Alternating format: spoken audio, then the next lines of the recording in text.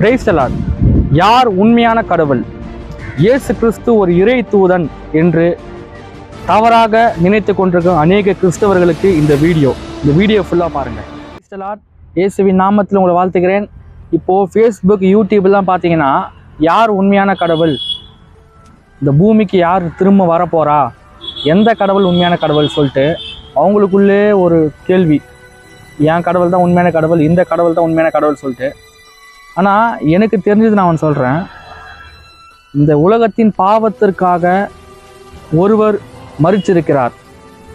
அனைவரோடும் எல்லா பாவங்கள், எல்லார் செய்த அக்கிரமங்கள் எல்லாத்துக்காகவும் ஒருவர் மரிச்சிருக்கிறார்.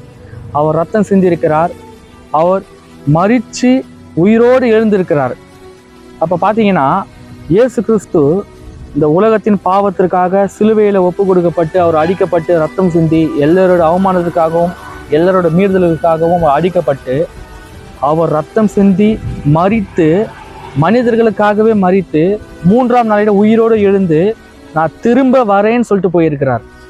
அப்போது நம்ம எப்படியாப்பட்ட கடவுளை நம்ம தேவனாக ஏற்றுக்கொண்டு நம்ம தான் சோதித்து பார்க்க வேண்டும்.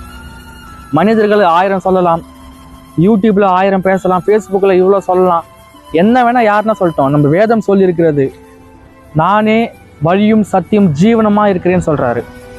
அப்போது பிதா குமாரன் பரிசுத்த ஆவியினாலே ஞானஸ்நானம் கொடுங்கன்னு சொல்கிறாரு. அப்போது யார் உண்மையான கடவுள் சொல்லிட்டு நீங்களே இந்த பைபிள்லேயே இருக்குது, சத்தியத்தை அறிவியல் சத்தியம் உங்களுக்கு விடுதலையாக்குன்னு சொல்கிறாங்க. அப்போ நம்ம தான் சொல்கிறோம், நம்ம சில இடத்துல சில பேர்கிட்ட இவர் தாங்க உண்மையான கடவுள், இல்லை என் கடவுள் தான் உண்மையாக, நம்ம சண்டை தான் போடுறோம். நம்ம சண்டை போடவே கூடாது, அவங்களுக்காக ஜெபிக்க தான் வேண்டும். ஏனென்றால் ஒருவர் நமக்காக மரிச்சிருக்கிறார். எனக்கு தெரிஞ்சு இந்த உலகத்திலேயே ஒரு கடவுள் நமக்காக மரிச்சிருக்கிறார், நமக்காக உயிரோடு எழுந்து போயிருக்கிறார். அவர் திரும்ப வரப்போறேன்னு சொல்லிட்டு போயிருக்கிறார். அப்போ நிச்சயமாக அவர் திரும்ப வருவார். அவர் தான் இயேசு கிறிஸ்து.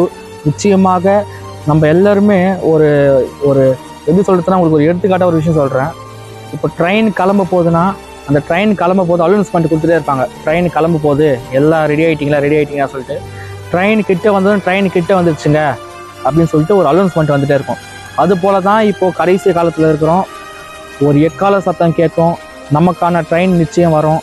நம்ம டிக்கெட் எடுத்துட்டோமான்னு தான் நம்ம சோதிச்சு பார்க்க வேண்டும். ஏன்னா நம்ம டிக்கெட் எடுத்தால் மட்டும்தான் அந்த ட்ரெயினில் போக முடியும். அதே போல் இங்கே டிக்கெட் பரிசுத்த ஆவியின் நாமத்தினால நம்ம அவர் பரிசுத்த ஆவி அபிஷேகத்தை பெற்றுக்கொள்ள வேண்டும், வருகைக்கு தகுதியாக இருக்க வேண்டும். அப்படி இருந்தோம்னா நிச்சயமாக நம்ம அவர் வருகையில் நிச்சயமாக நம்ம பங்கடைவோம். இந்த நாள் தேவன் நம்மோடு பாராக. ஆமேன்.